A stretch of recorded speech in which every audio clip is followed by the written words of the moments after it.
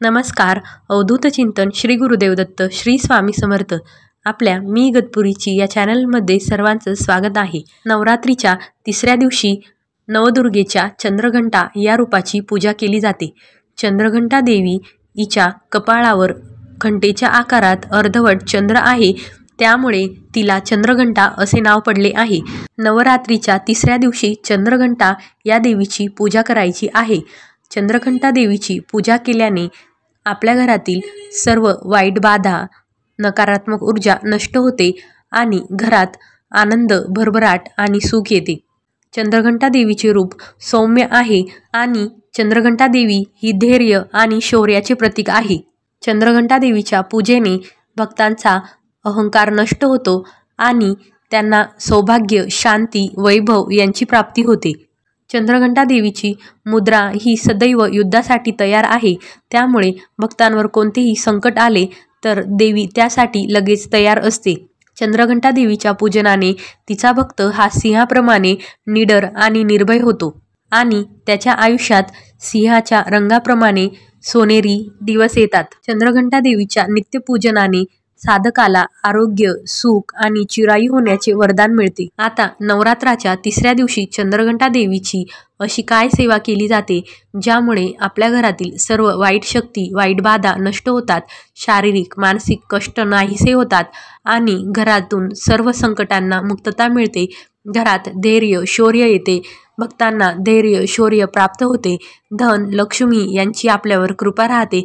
तर ते बघूयात. नवरात्रीच्या तिसऱ्या दिवशी आपल्याला चंद्रघंटा देवीची पूजा करायची आहे.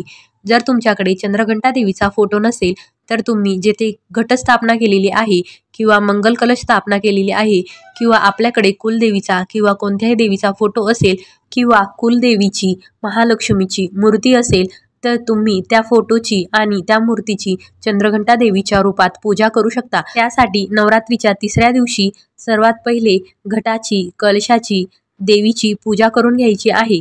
त्यानंतर चंद्रघंटा देवीसाठी पूजा करायची आहे. तर आपल्याकडे जी मूर्ती आहे, जो फोटो आहे, त्याला केसर किंवा केवड्याच्या पानाने अभिषेक करायचा आहे. जर तुमच्याकडे मूर्ती असेल तर केसर किंवा केवड्याच्या पानाने त्या मूर्तीला अभिषेक करायचा आहे आणि जर फोटो असेल तर एखादे फूल त्या पाण्यात बुडवून ते फोटोवर शिंपडायचे आहे. त्यानंतर देवीला हळद, कुंकू, अक्षदा अर्पण करायच्या आहे आणि देवीला प्रिय असलेले सफेद कमळ आणि पिवळा गुलाब अर्पण करायचे आहे. त्यानंतर देवीला दुधाचा नैवेद्य अर्पण करायचा आहे. त्यामध्ये आपण केसर घातलेले दूध किंवा दुधाची खीर किंवा दुधापासून बनवलेला कोणताही पदार्थ देवीला नैवेद्यात अर्पण करायचा आहे. धूप दीप दाखवून घ्यायचा आहे आणि देवीचा जो मंत्र आहे त्या मंत्राचा आपल्याला 108 वेळेस जप करायचा आहे. आपल्या मागच्या व्हिडिओमध्ये देवीचे 3 मंत्र सांगितलेले आहे, त्यापैकी एका मंत्राचा तुम्ही जप करू शकता. देवीची सर्व पूजा आणि मंत्र जप झाल्यानंतर देवीला आपली मनोकामना सांगायची आहे आणि देवीची आरती करायची आहे. देवीची आरती करताना आपल्याला हा उपाय करायचा आहे. आपल्या घरात जी देवघरात घंटी असते, जी आपण देवांसाठी वापरतो, ती घंटी आपल्याला सर्व पूजा करत असताना देवीच्या फोटोसमोर ठेवायची आहे किंवा मूर्तीसमोर ठेवायची आहे आणि त्यानंतर मग चंद्रघंटा देवीचे नाव घेऊन या घंटीची देखील आपल्याला पूजा करायची आहे आणि नंतर आपल्याला ही घंटी घरात वाजवायची आहे. आरती करताना ही घंटी जोरजोरात वाजवायची आहे आणि त्यानंतर देखील घरात देवीचे नाव घेऊन संपूर्ण घरात ही घंटी वाजवायची आहे. ही घंटी घरात वाजवल्याने आपल्या घरातील सर्व वाईट बाधा, नकारात्मक ऊर्जा घरातून निघून जाते आणि घरात सकारात्मकता येते. घरात चांगले वातावरण निर्माण होते आणि माता लक्ष्मी प्रसन्न होऊन आपल्या घरात वास करते. धन, लक्ष्मी प्राप्ती होते.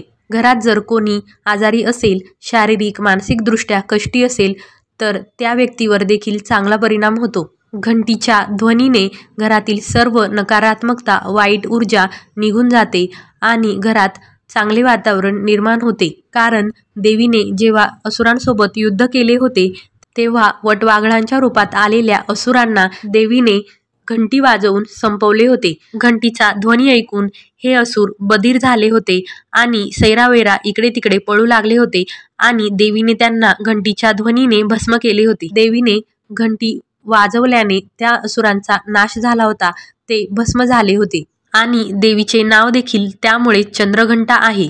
आणि यामुळेच आपण देखील आपल्या घरात हा उपाय केल्याने आपल्या घरातील देखील नकारात्मकता असुरी रूपी शक्ती निघून जातात आणि आपल्या घरात चांगले सकारात्मक वातावरण निर्माण होते। आणि नवदुर्गेचे हे तिसरे रूप जे चंद्रघंटा देवी आहे ते वाईट बाधा, नकारात्मक ऊर्जा आणि भूतप्रेत बाधा यांचा नायनाट करणारे रूप आहे। त्यामुळे या उपायाने आपल्या घरात देखील सकारात्मक परिणाम दिसून येतील। नवरात्रीच्या अशाच माहितीसाठी आपल्या चॅनलवर तुम्ही भेट देऊ शकता। त्यासाठी आपल्या मी इगतपुरीची या चॅनलला सबस्क्राईब करून ठेवा।